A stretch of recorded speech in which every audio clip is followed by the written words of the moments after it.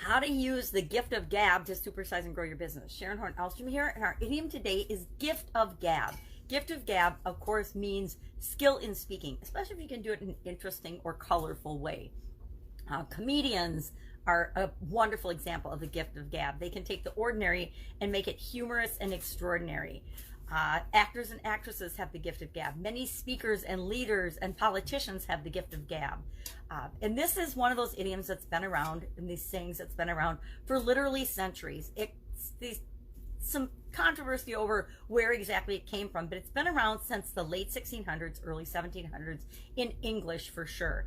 Prior to that, the word gabbelin comes from the Middle Dutch in between 12 and 1600, and it means foolish chattering, gabbling. You're gabbling on and on.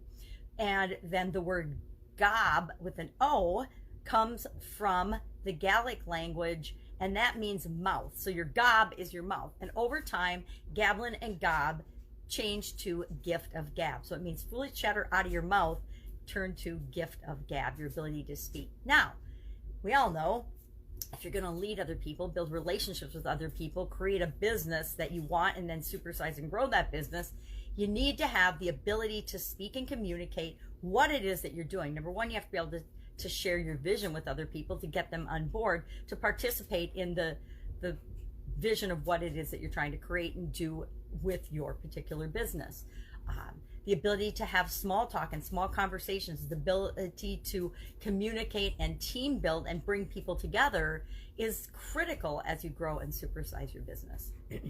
So how do you know if you have the gift of gab or not? Well, do people listen to you? Do people like to hear you speak? Do you like to speak? Do you like to talk to people? You might not be born with the gift of gab. Well, the thing about the word gift is it infers to me that you're born with something. And guess what? No one is born with the gift of gab, right? I don't know any baby that's born with the ability to speak. I don't know any person or any leader that is born with a lot of the leadership skills and things that they need to create the things that they want in their life. Those are all skills, and abilities can be learned, right? Learned and enhanced and developed to the point that you want them to be developed. So you can take courses in speaking. There are literally thousands of speaking and communication coaches in the world right now. And with the internet, they're easier than ever to access and get help with anything that it is that you want to improve in your speaking ability. And it's not just about being a speaker. The gift of gab is how do you communicate with people on all levels as you build and grow your organization. There's Toastmasters. There's literally global organizations that can help you to become a better speaker and a better communicator in all different types of communication. I have a lot of friends that have actually taken improv classes and comedy classes to become better speakers, better at their timing, better at their delivery, better at being humorous. Now, I could probably use some of those improv classes, but I've never taken one. I think it'd be fun. I don't know if there's any in my area, but maybe that's something I will look into to improve my speaking and my communication abilities. But how we communicate and what we communicate is critical to us growing and building our businesses. We need to make sure that we're being authentic, that we're being who we are, that we're presenting what our customers and the people that we work with and interact with expect, that we are behaving in ways that they expect us to. We want to come across and always be, not just come across as, some people think it's okay to pretend that you're something, aka politicians, but you need to actually be honest, trustworthy, have high integrity, be authentic in your communication and the way you, and the things that you say, the things that you do, the things that you believe. If you're not behaving consistently with your core values, it shows in your communication. We've all watched presentations or speeches that are being just read off of the screen.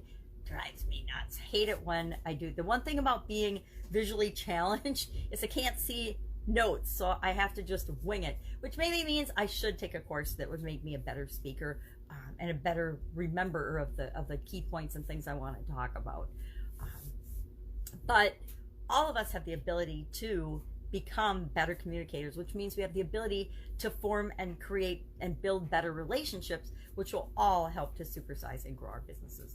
I would love to know if you have any stories about the gift of gab, or if you have somebody that was just such an inspirational leader and speaker in your organization that you've worked with or interacted with. I'd love to hear those stories.